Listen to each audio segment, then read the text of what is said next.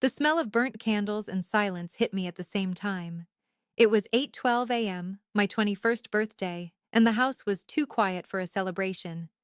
The happy birthday banner I hung last night was gone. So were the balloons. Even a cake I'd baked, half vanilla, half chocolate, because Mom said it was less childish that way, had vanished from the counter. Only a few crumbs and a knife left behind. "Mom," I called out. Nothing. "Dad." Silence. Their cars weren't in the driveway. The air felt empty in a way that made my chest tighten, like the house itself was holding its breath. The kind of quiet that tells you something is wrong before you can even prove it. Before we begin, drop a comment and tell us where are you from and from, which city you're watching our videos. And after watching the whole video, don't forget to tell us what would you do in this situation. Be honest. Tell me in the comments below. We read every comment. Let's begin. I didn't know then that this morning would become a turning point, the kind you remember forever because it divides your life into before and after. The garage door was wide open. Then I saw it, a printed boarding pass on the kitchen counter. Miami, departed 6 a.m. I stared at it, reading my mom's scrolled note underneath. "Don't wait up, sweetie. We needed a break. You understand. Understand." I had texted her last night asking if we could have breakfast together before she went to her yoga class. She never replied. Now I knew why. The note sat there like it was normal, like walking out on your daughter's birthday was just another item on a to-do list. I stood in the middle of the living room, surrounded by emptiness. No happy birthday, no hugs, no laughter, just that awful quiet that rings louder than any argument. My phone buzzed once. For a second, I thought maybe they remembered, but it was just a bank notification. My part-time paycheck from the cafe, $62. I looked at the screen until my vision blurred. Then I laughed short, hollow, and strange. Because what else do you do when your own family decides your birthday isn't worth waking up for? In that moment, I realized the pain wasn't only the absence, it was the certainty that they chose it. I didn't post about it. I didn't call anyone. Instead, I opened my laptop. For years, I'd saved every digital design I'd ever made. The ones my dad called cute little doodles. The ones my sister said would never pay a single bill. I spent the next 4 hours setting up an online store. By noon, it was live. By evening, I had my first sale. It wasn't about the money. It was about control.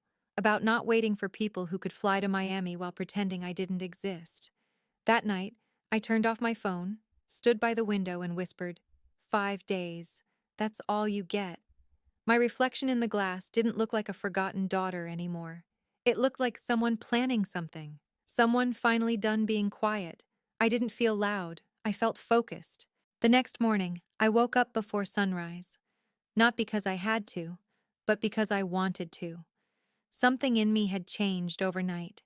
The silence that used to sting now felt like space I could finally breathe in. I brewed coffee in the old chipped mug my sister once mocked me for, the one that said, "Dream bigger."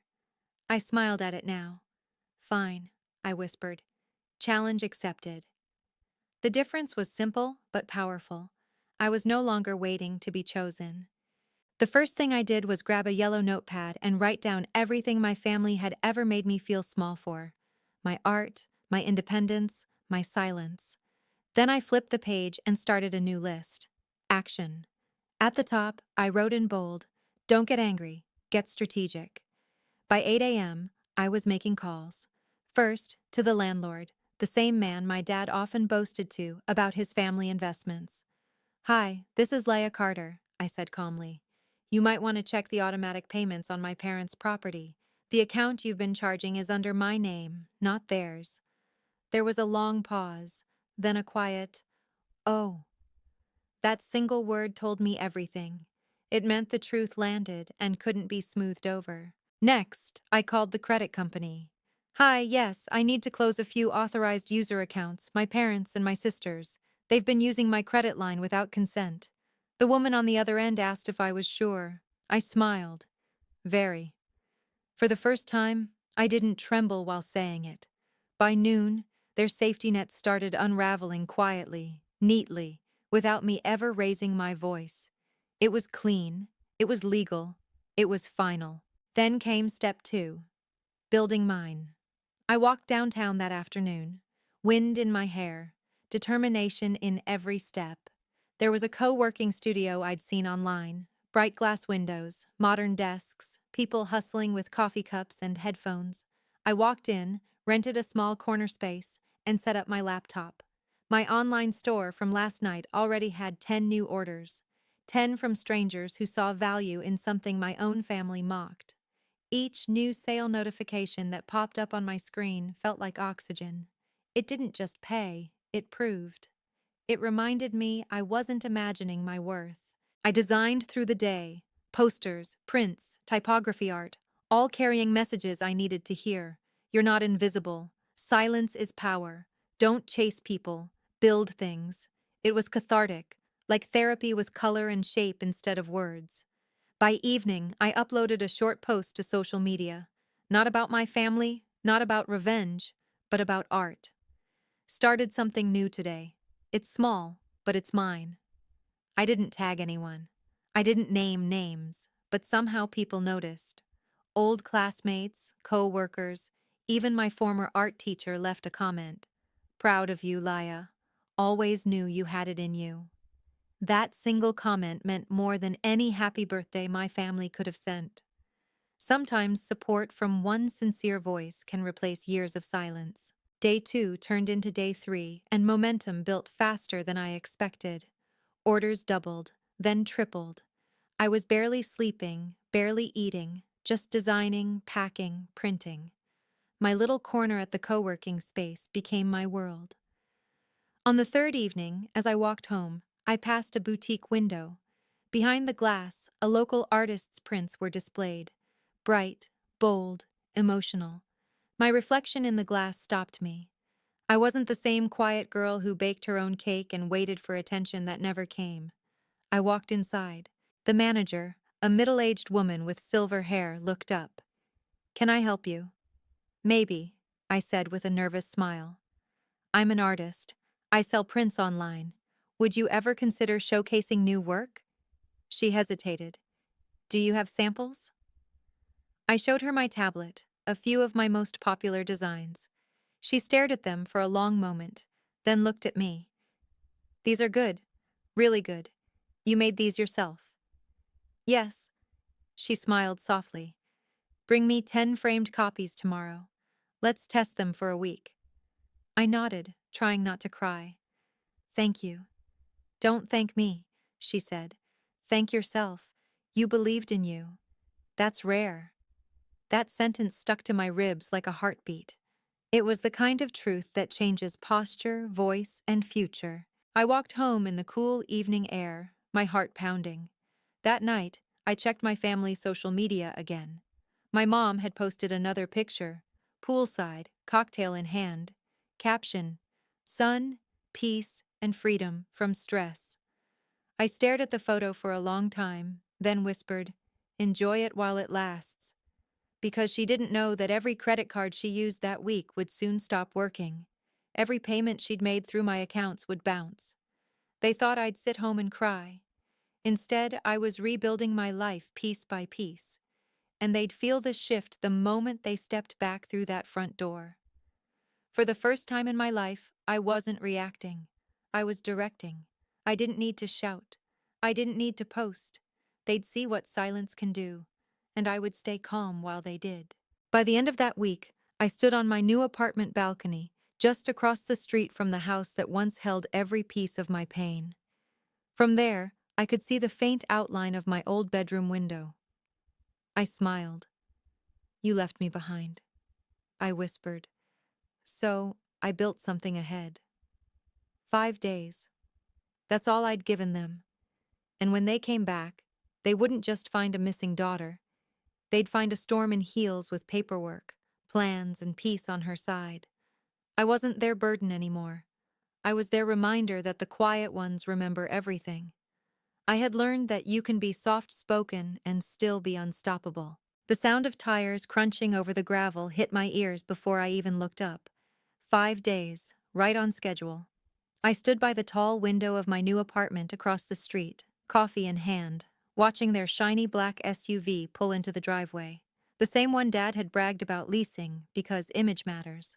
Mom stepped out first, dressed in a flowy floral jumpsuit that screamed Miami money. Her skin glowed. Her sunglasses reflected everything but guilt. Then came Dad, tapping his phone, already yelling about something business-related. My sister Chloe followed, dragging 2 massive pink suitcases behind her, like she was stepping off a runway instead of into reality. I watched them move like nothing had happened, like the world owed them comfort. Laya, Mom called out the second she opened the front door. We're home. Her voice bounced off empty walls. The furniture gone. TV gone. Framed family photos replaced by a note taped perfectly in the center of the living room wall. It said in clean handwriting, "Welcome home. Hope Miami was worth it." Mom's voice went sharp. "What in the world, Robert?" Dad dropped his phone. "Where's the couch? Where's the weight? Where's my safe?" Chloe came running down the stairs, panic in her tone. "Mom, my laptop, my jewelry, it's all gone." I took another sip of coffee, calm, watching, waiting. From my vantage point across the street, I could see them scattering around like ants whose nest had been kicked. Mom's voice cracked. Dad's face turned red. Chloe stood frozen, mouth hanging open. I told myself I wouldn't enjoy it, but I did. Not because I wanted revenge, but because this was the first time they actually noticed the silence they'd left behind. Within 10 minutes, Mom stormed outside, heels clicking against the pavement. She looked around, then spotted me through the glass balcony doors of my new apartment. Her eyes widened. She recognized the furniture inside. Their furniture, the marble coffee table, the beige sectional, even the vase from the foyer, all neatly arranged behind me. I didn't flinch. I simply waved. She froze mid-step, then crossed the street like a storm in heels. When the elevator dinged, I was already waiting at the door. The moment it opened, Mom burst in, eyes wide with fury. "What did you do, Wheela?" I tilted my head. "What I always do, Mom. I cleaned up your mess." "Don't play games with me." Her voice was shaking now. "That furniture, that safe, those accounts, those were ours." I met her gaze calmly. "No, Mom, they were mine. You used my name for your bills, remember? My signature on your credit extensions, my approval for that family business account you all loved spending from. I just took back what legally belonged to me." Her lips parted, but no sound came out. "Besides," I continued, leaning against the counter, "you said you needed peace and quiet, so I gave you both." She blinked, disbelief mixing with panic. "You're being dramatic, Laya." "We just went away for a few days." "On my birthday," I cut in softly. "You left before sunrise. No message, no call, not even a note. Just that one on the fridge. Be good." The silence that followed was heavy. For once, my mother didn't have a comeback. For once, I did not need to explain myself twice. Behind her, the elevator dinged again. Dad stepped out, face red, veins tight in his neck. "What's going on here?" he barked. "You think this is funny, Laya? You could have cost me thousands." "I already did," I said plainly. "Your business payments were set up under my authorization. I canned them. Maybe next time don't register your fake LLC using your daughter's social security number." He went pale. "Relax," I added with a faint smile. "I didn't report it yet." His mouth opened, but words failed him. Chloe stood behind him, quiet for once. Her expression wasn't angry, it was scared. Not of me, but of realization. "Layla," she whispered, "you actually moved out." I nodded. "Moved out. Moved up. Built something. All while you were in Miami posting pictures about peace and quiet." She swallowed hard, glancing at Mom and Dad, both speechless now. Mom tried to pull herself together, her tone softening in desperation. "Honey, we didn't mean to hurt you. We needed time." "To forget I existed?" I asked, voice trembling for the first time. "You always needed time." When I graduated, when I got that art scholarship, when I begged for help to pay tuition, every time it mattered, you were somewhere else. You always said I'd understand one day. Her eyes filled with tears. Laya, please. No, I said firmly. You don't get to cry before I do. That line hit like a strike of lightning. Even Dad stepped back. For a few seconds, the only sound in the room was the faint hum of the city outside. Then I sighed, walked to the window, and looked out at our old house. Their house now, dark, empty, powerless in every way. You left me alone on my 21st birthday, I said quietly. But that wasn't your worst mistake. Your worst mistake was teaching me how to survive without you. Mom whispered my name, her voice breaking. Lila, please, we can fix this. I turned back to her, calm. You can start by learning how to knock before entering someone else's home. This isn't yours anymore. Her jaw trembled. Dad looked defeated. Chloe just nodded faintly, understanding too late. As they left, I closed the door gently. No slamming, no shouting, just silence. The kind of silence that finally belonged to me. It wasn't the silence of being ignored, it was the silence of being in charge. That night, from my balcony, I watched them sitting in the darkened living room of their now furnitureless home. Their power had been shut off hours ago, the same kind of darkness they once left me in. But I didn't feel hate, just peace. The quiet kind that comes after a storm you didn't start, but finished with precision. For the first time, I didn't need an apology. They were already living it. By morning, their house across the street was silent again. Not the comfortable kind of silence, but the kind that sinks deep, heavy, and real. I stood on my balcony, coffee in hand, watching the curtains barely move. I could picture it inside. Dad pacing, Mom staring at her dead phone. Chloe quiet for once. The same three people who once told me I'd never survive on my own. Now I was living proof that I could. That proof tasted better than revenge. It tasted like freedom. That afternoon, as I packed new orders for my store, my phone buzzed. A message from an unknown number. Laya, it's Mom. We're sorry. Can we talk? For a moment, I didn't know what to feel. Part of me wanted to delete it. The other part, the part that still remembered staying up every night waiting for their approval, couldn't. I typed slowly. Come to the cafe at 4. Just you. I set the phone down and kept packing orders because my life didn't pause anymore. The small cafe downtown was warm and golden, filled with soft jazz and the smell of vanilla. I sat by the window watching rain tap gently against the glass. When she walked in, she looked different. Not the perfect, unbothered woman from Miami photos, but someone carrying the weight of regret. She sat across from me quietly. Laya, she said softly, I don't even know where to start. Start with why, I said, my tone steady. She exhaled. Your father and I thought we were giving you space. You were always so independent, so quiet. I thought you didn't need us anymore. I stared at her. That's the thing, Mom. I never stopped needing family. I just stopped begging for it. Tears gathered in her eyes. I know, and I hate that you had to teach me that lesson this way. For the first time, she didn't sound defensive, just human. I looked down at my coffee, then back at her. You didn't just forget my birthday. You forgot that I existed in your world. I had to build my own. She reached across the table slowly, hesitantly, and you built it beautifully. I saw your website. I saw your store. I didn't realize how talented you were. Her voice cracked when she said it. Not out of pride, but guilt. I didn't cry. Not this time.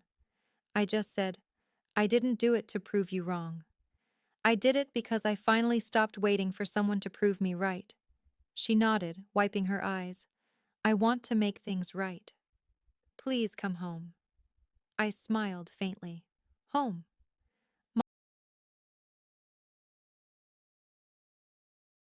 But we can build something new if you mean it. She nodded again, her tears falling freely this time. I do, honey. I mean it. For the first time in years, I reached forward and held her hand. Her grip was shaky, but it was real. I didn't forget what happened. I just stopped letting it decide what happens next. That night, I stood on my balcony again. Across the street, their lights were back on. Not because I restored their power, but because I told them where the missing payments were, how to fix what they'd broken. It wasn't revenge anymore, it was release. I had my own apartment, my own business, my own peace. I'd found freedom not by hurting them, but by learning that silence doesn't mean weakness. It means control. The same house that once defined my loneliness now served as a reminder of what I'd overcome.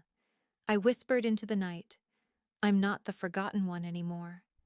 The wind carried the words softly across the street, back to where it all started. My parents skipped my birthday for a vacation, but they weren't ready for my return.